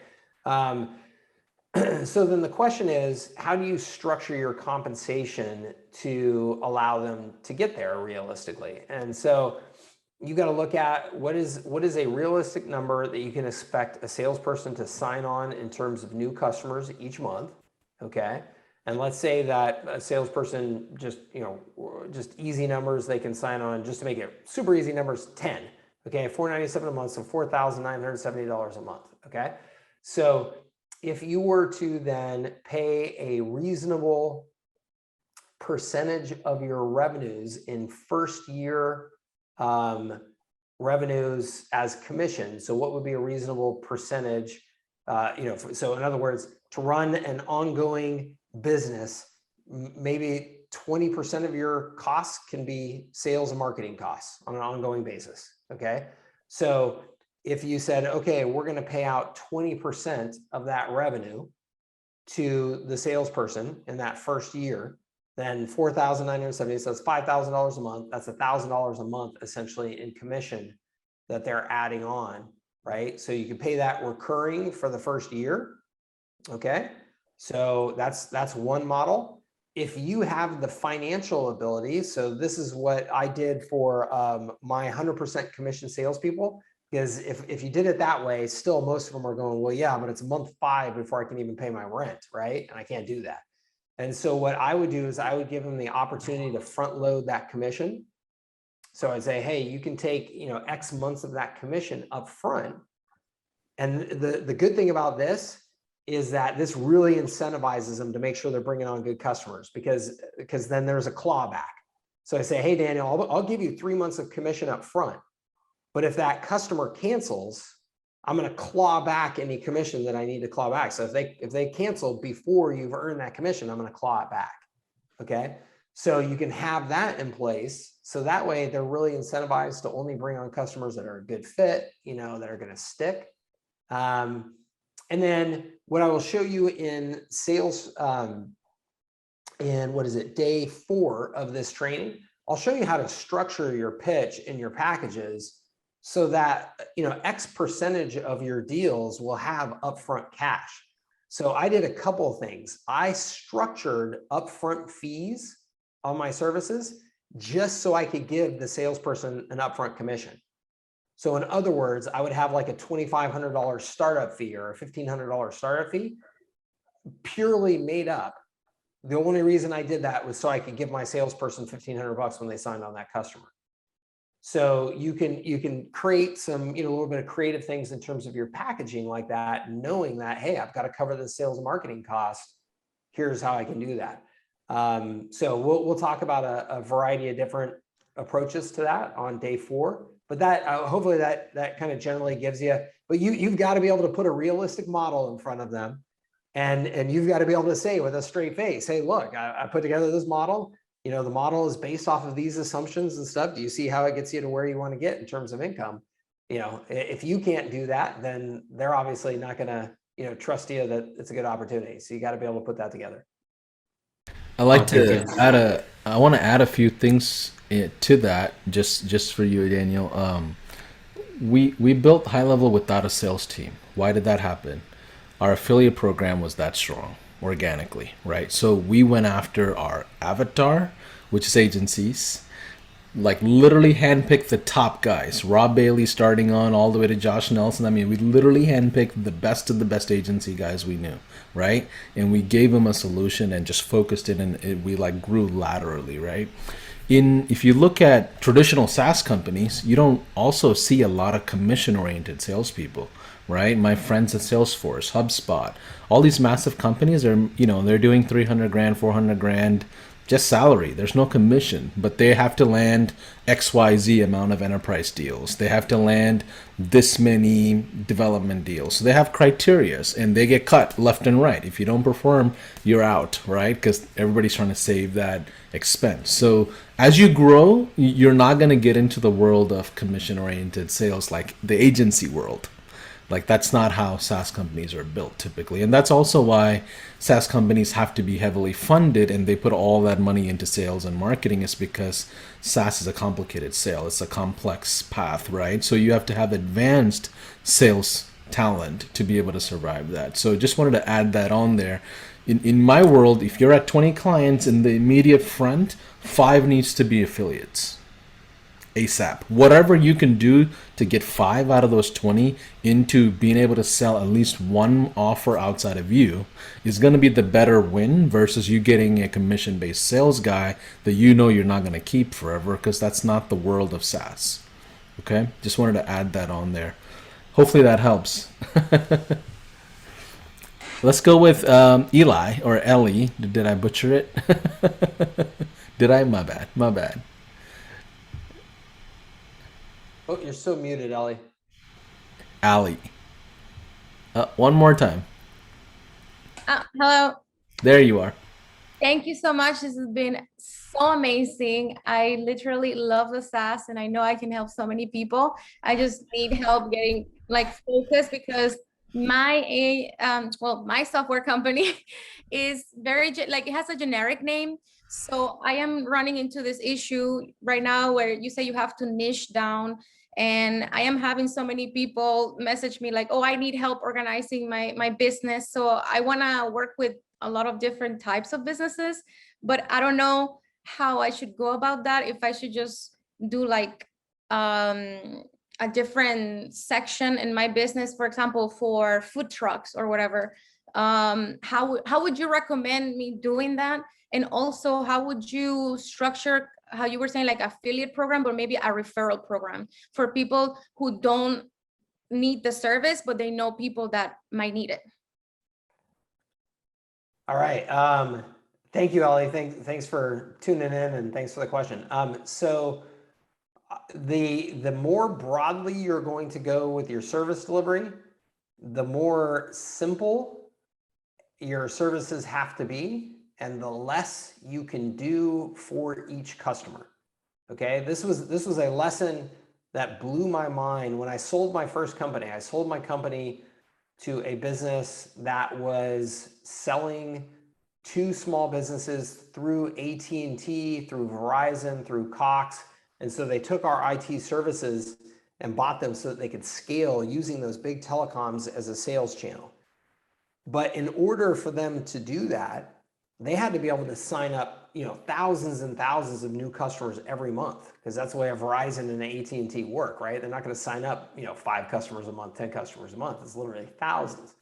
So what they did with our services is they dumbed them down and down and down and down and down until we were actually delivering so much less than I ever expected to deliver for our customers. I thought our customers, we had to deliver more and more and more. And that's kind of the mindset that you typically find in the agency world. I'm going to do more and more and more and hold their hand more and more and more, right? The reality is the opposite. You have to do less, less, less. So you have to, again, think about the framework that I just went through with the R4s. The way that I would approach something like that, if I were going to go that route, is I would determine what are the services that I could offer that are like universal and that are like really, really simple to sell and deliver. So missed call text back, getting reviews, things like that, things that are like super universal. And then, and so those would be the things that I would sell. And I would, Ellie, I think then the only way to then deliver with kind of the hand holding that you're saying your customers want and you want to be able to provide is I would do one-to-many training sessions as a value add for being part of my customer base. So just like we're doing these training sessions here, I would be doing Zoom calls with my customer base twice a week.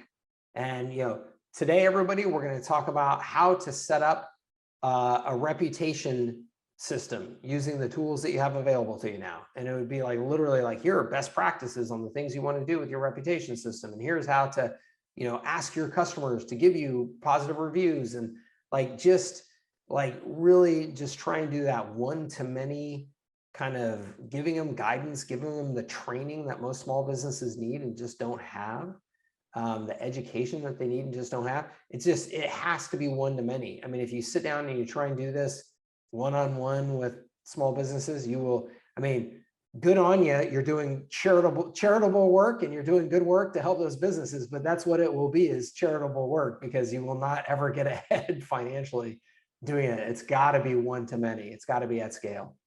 Yeah. Also to add to what Michael's saying, I think education is an amazing doorway that a lot of SaaSpreneurs should take advantage of. Absolutely. You look at high level, right?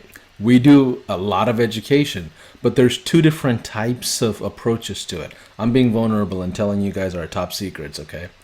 I personally don't talk to any customers unless you've been here for at least 40, 50 days.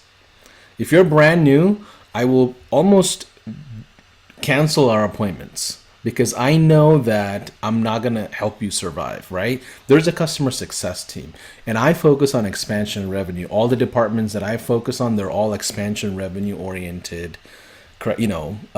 customers, right? Now, if you look at Chase and what he does when it comes to marketing, right? Sales and marketing side, he does education as well. But what's the big difference between the education I do versus his? His is designed for marketing to the outside world of high level, right? He does a lot of technical stuff, great things to kind of help you understand the power behind it. But the outreach, the distribution is going out for new trials, right? Where I focus on existing, customers. So for that analogy to work in your world, account managers that you will have for onboarding, they're going to focus on expansion revenue oriented education, right? Your sales guys and marketing people are going to focus on net new as you kind of differentiate the two different education approaches. Then your affiliates or referral program folks or partners, they also will take part in whichever side that makes sense. But it's a powerful way to grow SaaS, just so you know. Let's go with David Michael, and we'll do one more question after that. I know we're at 3:59. I wanted to close it off at 4 Central. So David, thanks for your question. Go ahead. Hey, Paulson, thanks. And Michael, thank you as well. Appreciate you guys sharing. I actually saw Michael's, I was looking on YouTube at some Go High Level stuff the other day, and I saw Michael's systems as a service, and I knew I had this Zoom this week, so I didn't jump into it, Michael. But my question was, and then I was going to share one thing about the commission question a second ago, but my question was, Paulson, didn't you say that in the next few days that we're going to discuss the different package inclusions and what should or should not be included and whatnot? I know that that's one of the things that I've kind of struggled with as far as setting up what should I give in each setup. And I guess it's business to business, whatever we choose, but there might be some best practices that you guys can recommend. From a systems selling perspective, Michael's going to go through and iron that out for you. Okay. Perfect. So the next couple of days, we're going to talk about sales. Michael, do you want to share your screen and go over that agenda slide real quick? Can we just help them understand what's coming up tomorrow? And then what we can do is, if you have specific questions around packages or sales, even though it's tomorrow or day after, put that down on the streaming and tag Michael or myself, and we'll make sure we address it in those sessions as well. But definitely, we are going to go through packages, pricing, sales tactics, all those baits we're talking about. Like, we're going to go through the different baits.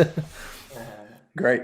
And then Michael, you commented on this a second ago as far as how to set up a commission structure for 100% commissioned salespeople. And I was just going to share something along the same lines that you talked about when you're talking about setting those packages up. You guys could do, you could do a setup fee, but it could even be a smaller setup fee. So if you do feel like your salesperson can bring on maybe 10 clients a month in that SaaS, and you're selling $297, $497, $697, or whatever. But let's say you did a $497 setup fee and he does do 10, that's $49.70 a month. Most people can have a that's almost $60,000 a year. And then you could do a lower commission structure ongoing in the months that they retain that client. So if it's 10 or 15%, if it's 15%, and they did bring on 10, that's another $700 and some odd dollars. So you can add that up and get to a 6-figure number fairly quickly, especially if they're still hitting that 10 new client per month target, and your setup fee, it's $497 plus the $497 monthly. So you still retain the $497 for your business to do whatever you have to do on the back end. And then they are getting the $497 purely for a commission structure as well. So it really doesn't take a lot of capital up front to be able to bring someone on as a salesperson and be 100% commission. Plus, a lot of people want guarantees, right? We know another tip in hiring a commission-only salesperson is good sales, but you can interview people, right? You don't have to make the offer. You interview them and you give them two options in the interview. I can give you a guarantee, and it's a guarantee with a much lower recurring revenue, right? Recurring commission. Or you can say, I'm going to pay you 100% of the setup fee up front and a higher recurring revenue. And you can give them the options about which one of those that they feel like that they want. And the 100% commission has a much higher cap. Any good salesperson has an ego, and they're always going to take the higher cap or the unlimited version, right? And if they don't, then that's not the one you hire, right? So you have an offer that you can put out there, and you can choose the ones that are aggressive, believe in their sales skills, and you offer them the higher cap. So there you go. Sorry. Yeah, no, it's definitely all good advice. I mean, what I always did was I knew, what's the percentage number that I can afford to pay as commission. And then I could have a lot of flexibility in how I paid that. As David said, I mean, I could front load that. I could, give them, if the overall number was 30% in the first year, I could pay 20% on month one and then pay 10%, over the course of the next 3 months. I mean, you can structure that in a variety of different ways. It impacts your cash flow. And so you have to be aware of that. You have to be prepared for that. And, the other thing I think, a couple things I would just say around sales and marketing in today's world. I really believe that you should not be real salesperson dependent in today's world. Okay, you should be doing content marketing. You should be doing attraction, inbound marketing. It's the way the world works today. And so if you're not doing that and you're basing your success on outbound salespeople, you are going to be in a really, really difficult place. And here's why. David just said, hey, any good salesperson worth a lick is going to take that higher, cap, right? Well, guess what? Any good salesperson worth a lick is probably working at Salesforce or high level or whatever that Paulson just said, where they know it's a pre-IPO company. They know the company has raised $400 million in VC money. They know that they can get a base of 180 plus commission. They know that, a really good salesperson is not out looking for a job with you squabbling about, should I take $297 a month from that package or should I take it up front as a one-time $2,500? Because by definition, a really good salesperson is probably out selling something else. I mean, just to be real honest with you. So the majority of people that you're going to bring in and train need to be more of further on the side of order takers, but being able to do it in a consultative way. But you should be bringing people into your funnel, doing educational marketing, doing content marketing, running ads. In my opinion, I always have my service packages up on my website with price points that people can then just come and order the service directly and skip a salesperson altogether. But the sales should be primarily inbound, and those salespeople should be trained on how to have the right conversation. But man, if you're hiring somebody to hunt, you better be prepared to pay. I mean, Bird Eye is spending 150 million bucks in the next year on outbound hunters for small businesses. And they know that their customers that they sign on to SaaS are worth $65,000 to them over the next whatever year. And so they will front end a nice big salary and commission check to those salespeople. So you gotta be prepared. You're playing in a real competitive world. And so you gotta keep that in mind at all times. Awesome, guys. And also, I appreciate all of you just staying through and listening to the Q&A as well. We're going to go ahead and end this off pretty quickly here. Michael, I know you're not too salesy about your own self. I want you to talk about your offer, right? I know we had slightly discussed it. How can people find out about what you provide? Do you do coaching? Like, what is it exactly that they can engage with you? And I want to make sure we talk about what you have going on before we jump off. Thank you. I actually wasn't even prepared for that because I was thinking I was going to do it at the end of the day on Friday, but I'll bring it up for sure. So Services That Scale is my domain where you're going to find everything that I do in this space, servicesthatscale.com. And my signature program for agencies who are working to develop a system as a service and leverage all of the R4 strategies and all of the resources that I've created around that to then design their service and sell and deliver that service is called MSP Academy. Okay, MSP Academy. So Marketing Service Provider Academy. And I believe, Paulson, you can check for me real quick, is just servicesthatscale.com/MSPA. And I believe that that would be the just kind of general sales page for MSP Academy there. R4 has been around for quite some time. I've developed all kinds of sales materials, marketing materials, sales scripts. Everything is scripted, all, follow-up campaigns. And of course, now that we're in high level, snapshots, funnels, website templates, everything, it's all built there for you to be able to take and of course, customize for your business. And then I've got, with MSP Academy, I'm just doing regular, every week, I'm doing calls with my members on how to design, sell, deliver their services. And then most importantly, on how to scale up their selling, how to get more attention, how to get more top of funnel activity, how to drive more people into their opportunity funnel so that they're not so dependent on outbound sales. I do all that in that program.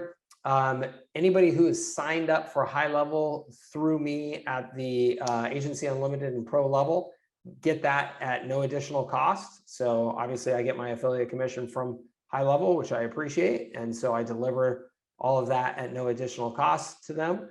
And if you were to upgrade, using my upgrade link, you would get access to that at no additional cost as well. So anybody who's interested in taking advantage of that program, I would love to work with you. I've got a great group in there. And, we obviously would love that opportunity to connect further and see if I can help you. So that is the offer that I would like to focus on, Paulson.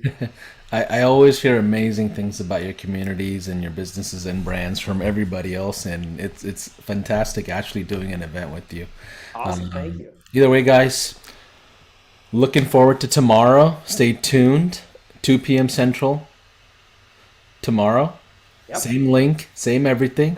If you haven't signed up for any of the automations, so you get notified, it's gohighlevel.com/virtual workshop. Okay, just type that in. You'll be able to sign up for the links.